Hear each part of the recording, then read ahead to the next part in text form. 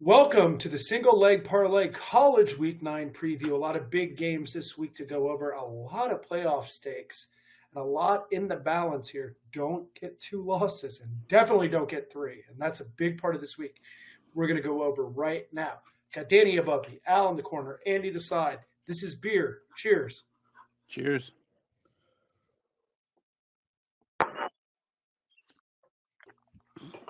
All right. Let's just run down the big games. There's a lot of good ones we want to talk about. I'm going to start off here because my game's on Friday night. There is a 2-horse race in the Mountain West. The Mountain West is largely considered the best conference to get the at-large bid. And the 2 teams in that division have been kicking ass. UNLV is hosting Boise State. The spread is 2.5 points to Boise State.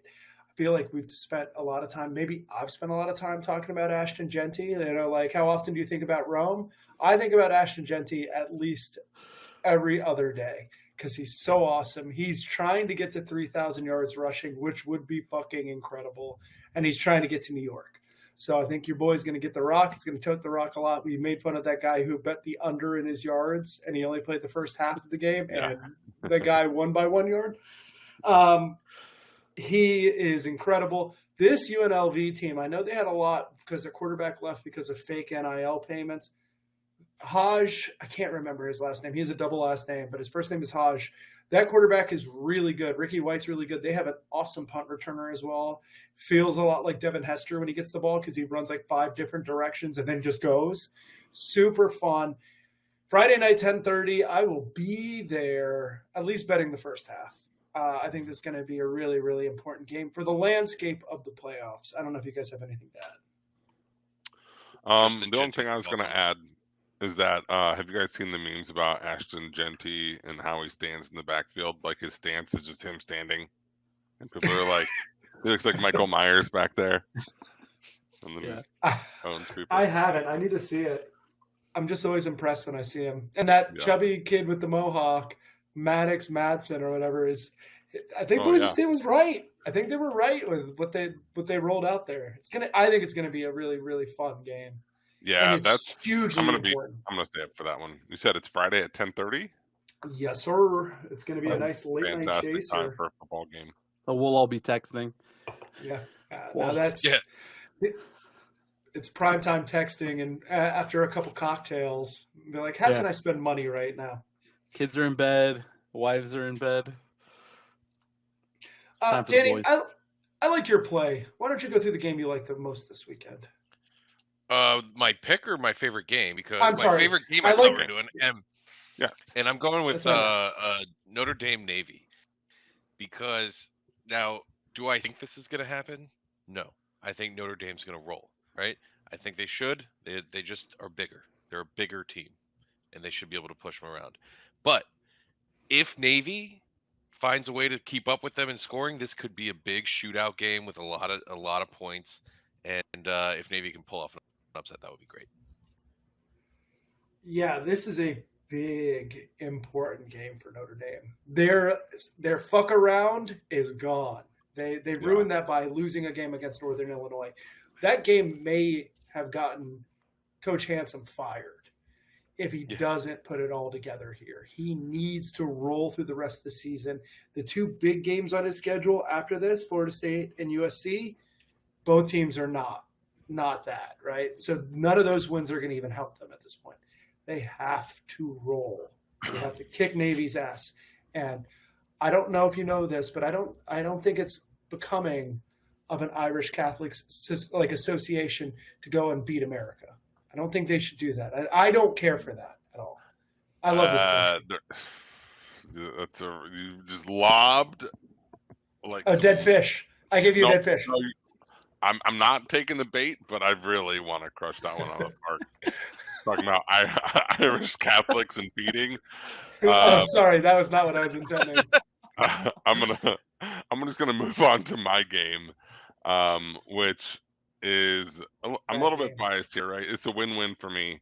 Either it's FSU at Miami, right? And so on one hand, Miami might blow the doors off FSU, and that would be fun to watch. for me personally. The other possibility here is that FSU goes all in on trying to make this, their like signature win of the season, and makes this a game. Their win. Which case, yeah, their win of the season. And it makes it a game that's worth watching to everyone. Which I guess I'm good either way. I don't think Miami is going to blow them out. It just doesn't. Yeah. It's not something we do. There was one time when Jordan Travis was a freshman and couldn't throw. He threw the ball 30 feet over receivers' heads on out routes. It was ridiculous. He was so bad with the ball that we blew you guys out. But it doesn't happen. I don't think Miami can blow anybody out with that defense. Yeah, me neither. Yeah, but FSU couldn't move the ball on a high school defense. So it's doesn't like matter. Unstoppable force, a movable object, but the opposite. Yeah, movable object, unstoppable force. Your defense is a movable object, and their offense is a stoppable force. That's right. Yeah. Honestly, that should be the summary of Mike Norvell's offense this year. It'd be like stoppable force is exactly what I'd call the offense. It's a perfect description. That's so good. Look, the game. Both the good parts of our teams. Both the good parts of our teams are on opposite sides of the ball, so we'll get to watch good defense versus good offense. It's just when you guys have the ball, we're going to be watching bad defense against bad offense, and that might not be as fun to watch. But to be fair, your defense may be bad. They're not on the level of Florida State's offense. I don't see this game being particularly competitive. I hope so. I would love to at least have an interesting game to watch into the fourth maybe a quarter. half, right? Yeah. Oh no. Let's get into the fourth quarter. Miami is a better team. Cam Ward is sensational, right? He has that magic that you look for. He's got that Johnny Manziel like mentality where sometimes he makes something out of absolutely nothing, right? And it's super fun to watch. He should have gone to Oklahoma. He kind of fits with that Manziel and Baker Mayfield mold that they've had, and Kyler Murray, where they just kind of like make things happen. He's so interesting because it doesn't look like he's even playing football. Like he looks bored by it. He's just like walks up to the line. Like it's too easy. Like this setting is too easy for him. Like he needs to go to All-American level or like Heisman level in the game. Yeah. Andy, I don't know if you have a thought on the FSU Miami game. My spreadsheet says to take the 3 touchdowns with FSU, but I'm not going to do it. I'm not going to do it. I think Miami will score more than 21 points, and I do not believe that Florida State can score any points. So, I'm not. So defensive touchdowns count. Defensive touchdowns count, and we turn the ball over. We sure do. We have a tracking sheet, right, that we share that we put our picks in, and I jumped into that box and started typing FSU plus, and as soon as I hit plus, it's like I was like. Manchurian Candidate like activated. I was like, no, do not bet on FSU. I've been burned too many times. I love FSU plus 21, plus 21.5, whatever it is, but I'm not betting it. I'm done. I'm out. I'll be happy to watch that bet hit without having any money on it. I don't love it, but my spreadsheet does. So my spreadsheet also likes it, and anytime I go against the spreadsheet and make a decision for myself, I've had losses. So I just this week I was like, I'm just gonna do it, and then it showed up, and I was like, it's also like the second favorite pick that it has. I was like, I gotta do it. Like Same. If you I think I heard my keyboard skirt. It was like the Microsoft 2000 paperclip shows up. It's like, are you sure this is the action you want to perform? Exactly. Clippy. Clippy, that's his name. Clippy. Oh no! Looks like you're making a mistake. Like a wiggly line underneath it. You hover your mouse over it. Did you mean FSU plus 41? Yeah. Did you mean Miami minus 21.5? All right, Andy. What's your favorite game this week, you homer? So if Al can be self-serving, so can I. I'm going to do Illinois at Oregon. I feel very similar to how Al did about this is just a win-win because we're bowl eligible. We're playing with house money. We're probably going to lose to Oregon, and I'm fine with that. The same way I was fine with losing to Penn State in State College. And if by some miracle Oregon doesn't show up. They got beat up by Purdue last Friday night. And, couldn't even say that with a straight face. If Oregon were to not show up, maybe Dylan Gabriel makes a couple of mistakes, like maybe we can be in it, and that would be a ton of fun too. So it's a win-win for me. It's been an amazing season. Honestly, I feel like this is the most fun position to be in as a college football fan, knowing like your team is in over their heads, and this is very much likely to be a loss. You've accepted that, and now it's just like, hey, if they can hang, it's going to be really fun. Exactly. I like that spot better than being like, my team is a favorite and this is an important game, and I hate the way it makes me feel for 3.5 hours, and then I feel like a relief for 3 seconds after. I've never felt that, so I can't compare the two. But I know Andy, this was good. You're so full of shit. When that game's going on, you're going to be living and dying with every play. Yeah, for sure. But like, it's not going to ruin my weekend the way it would have if we'd lost to Purdue. You know, like. Yeah.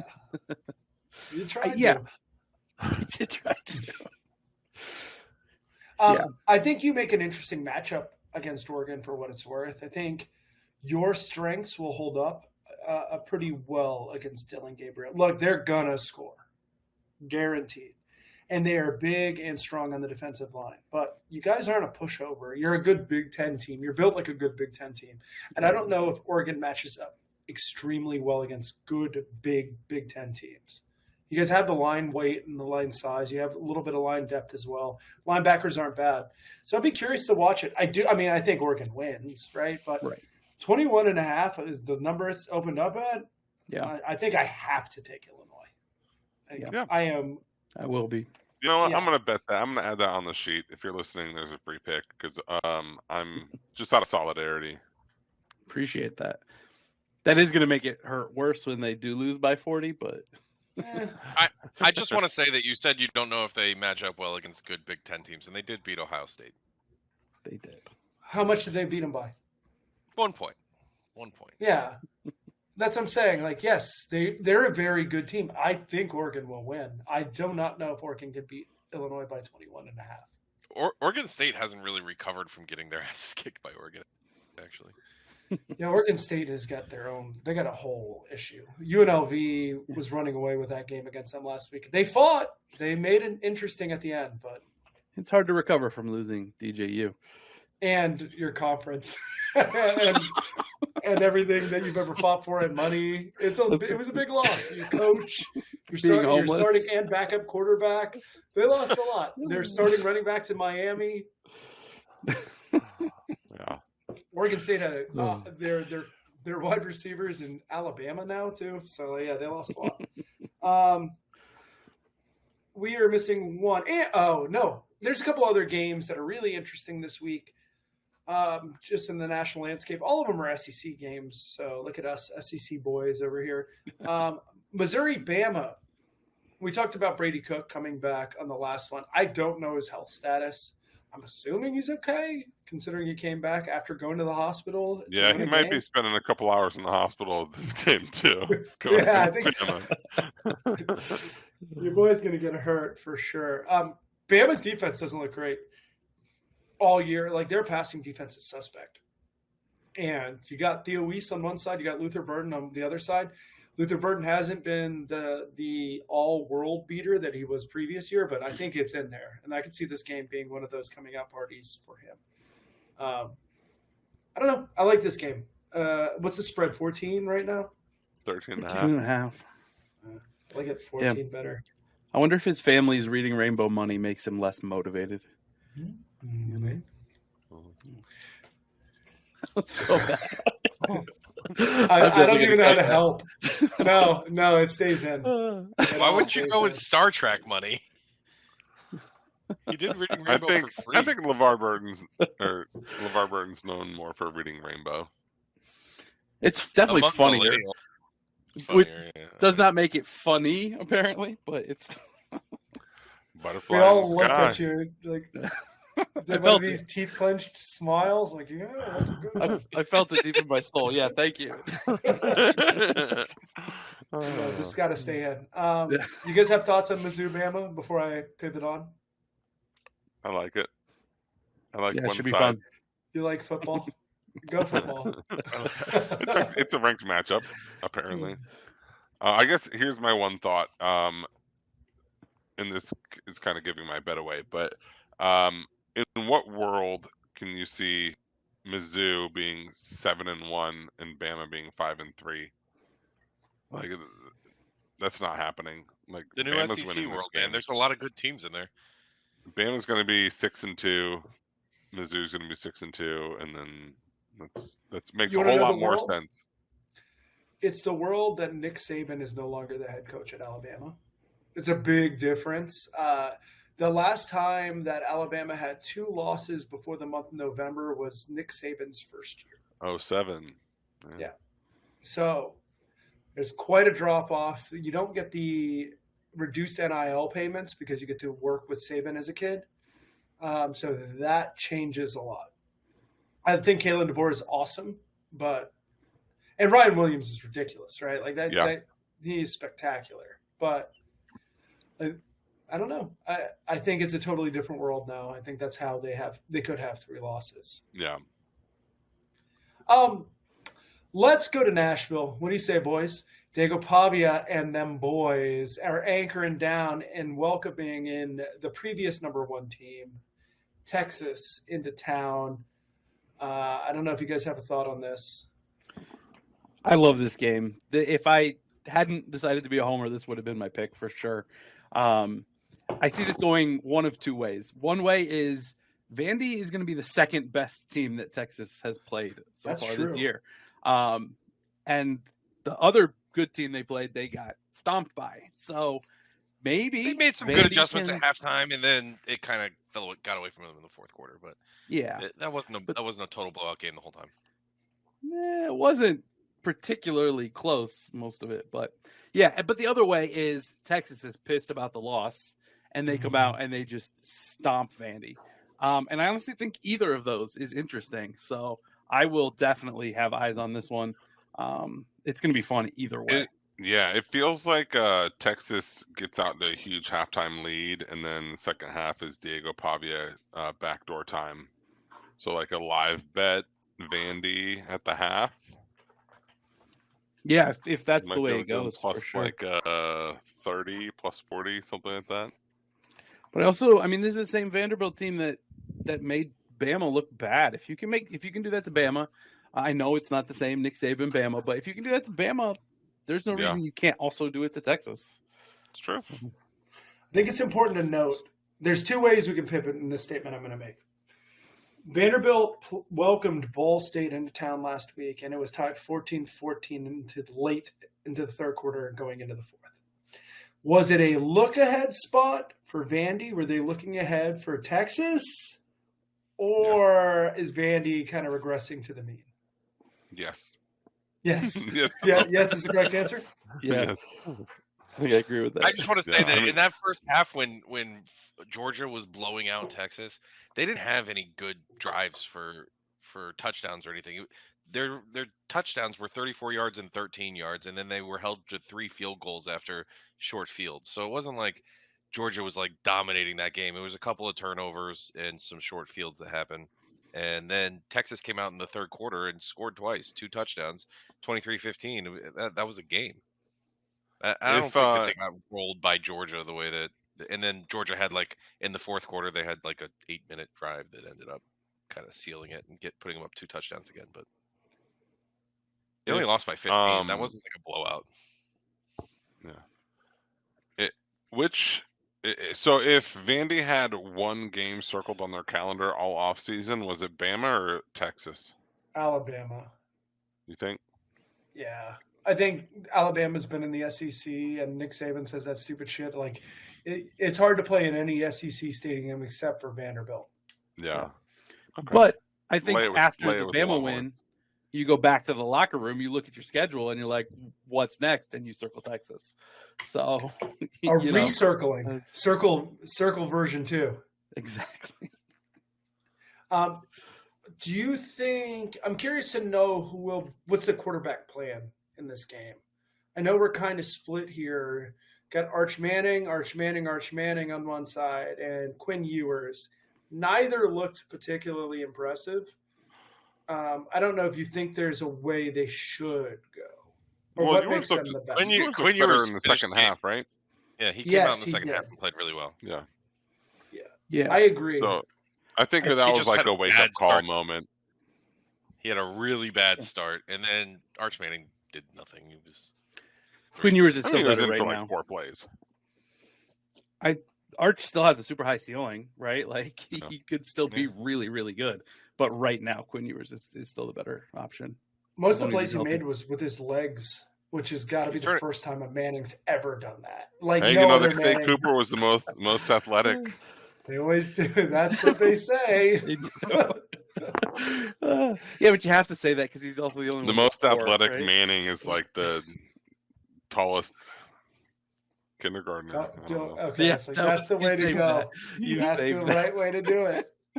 I do think we need to talk about briefly what happened in the Texas-Georgia game when there was a penalty call. They go look at the camera. People throw beer bottles on the field.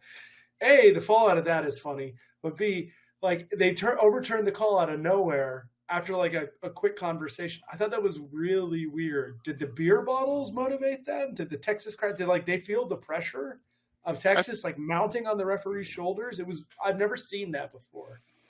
I think it was just an unfortunate circumstance that the crowd reacted as strongly as they did. I mean, I get it, but I think also, and this is both college and NFL, I think they're relying more on officials with TV feeds that can like quickly gauge and call down and be like, hey, you fucked that up, flip the call, or oh, we don't have to spend 10 minutes reviewing this, like he was down, move the chains, let's go back, so like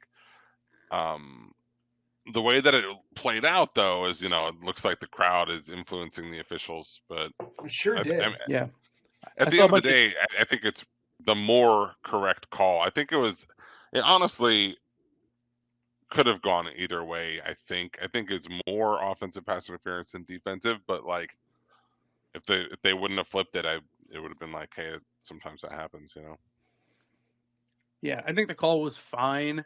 I did see like a ton of tweets. I think we were texting about it, and then Kirby Smart said after the game, like, that's a precedent. Like, I'm not sure you want to set. No, he was big mad. Yeah. He was pissed. Yeah. I've never heard him like. He's like, oh, that refereeing was ridiculous. Like something like that. It's like cut and dry. As soon as the game ended, it was weird. Not talking about his team as much. Well, he did talk about his team a lot, but like that was like a clear talking point. He had like a conversation or someone said to make a mention of it. I like what Texas did. I know we're getting another aside. The SEC said they're like a big parented or like big dadded them. Where he's like, we're not going to take away your alcohol, but we can. We can take away your privilege to sell alcohol if you don't get this all under control. So I guess Texas is looking through the camera feeds for people who had thrown the beer bottles, trying to identify them, and then they're going to not let them participate in another sporting event in the state of Texas. Big brothering fandom. Yeah, at University of Texas for the school year. It's like, that's fucking ridiculous. Like, Can you imagine that if they did that in soccer? Them motherfuckers are always throwing beer cans. In soccer, when there's like a murder maybe less or people assault. Would die. Yeah, They make players. Not they for make like teams throwing play a with. beer bottle. They make teams play without fans in the stadium as a penalty when they act like that, which is pretty much what they should do for a game after I've that, seen Christian Pulisic in a USA-Mexico game get pelted from the corner with no less than 75 beer cups. Like, no less. That should be fine. CONCACAF doesn't really do it the way Europe does. But... that should be encouraged, honestly. Yeah, that's what I'm saying. I don't think it's that big There should be more deal. throwing of things. No. I think we have just the right balance of throwing of things. I think we need to, like, as a society, can we just not take this too far? I think we did everything we needed to. We don't need more throwing, but we don't need less throwing either. It's on the venue concessions, right? Everything they sell and hand to a person should not draw blood when hurled at someone from 50 yards and 200 feet above them. Agreed. Couldn't agree more. You can pelt me with all the hot dogs you want. You know? Then someone brings a hot dog cannon. They're just shooting it at the players. All right. Let's move on. I would have my mouth open if I were a player. Hot dog cannon coming right at me. Linemen are just lining up. Like a little kid catching snow on his tongue. Exactly. With the same unbridled joy in my eyes. Yeah. One more big game to talk about. Everyone loves hot dogs. Everybody loves hot dogs. LSU, kind of on a hot streak right now. They probably have the best quarterback in the SEC, or he's playing like the best quarterback right now in Garrett Nussmeier. LSU always has receivers. They always have offense. Really, really fun team to watch. They're going into A&M. I don't know if anyone realizes how good A&M's been recently. They had that game against Notre Dame where they did not look particularly good. Since then, they've been rolling. 6-1, undefeated in SEC play, looking really, really strong. The line here is super interesting. I think it's Texas A&M laying 2.5, which is surprising. So it basically says they are the same team on a neutral field. I know everyone has like opinions and precedents because of what you watched. Matt, this is your spot, right? This is the spot where when you're home. Oh, no. Yeah, this is the spot. If one of them wasn't ranked, it would definitely be the spot. I think Texas A&M is ranked, right? Yeah, they're 14, I think. Okay. Yeah. If not, yes, this is my spot. I think I'm going to play Texas A&M either way. I think someone knows something I don't kind of play. Like, I know Texas A&M has a very good defense, and their offense is good, like oddly good out of nowhere. So I don't know if you guys have thoughts on this game. LSU is way better than Texas A&M. Are they though? Their defense stinks. Stinks. Like it's mid. It's mid. It's mid. The Ole Miss game kind of showed me what LSU has in the tank, and I don't know if Texas A&M has really shown a great game yet, like LSU played there. Agreed. I think College Station is one of the most overrated home fields as far as like everyone's like, well, there's 115,000 people. It's like they don't win enough games for me to care there. But if it was in LSU, I would hate it. I kind of like it more in College Station. I think they're pretty similar teams. I like the home field advantage there. You can have a lot of fans at a game, but if they have to practice screaming, they're not good fans. Sus. Yeah.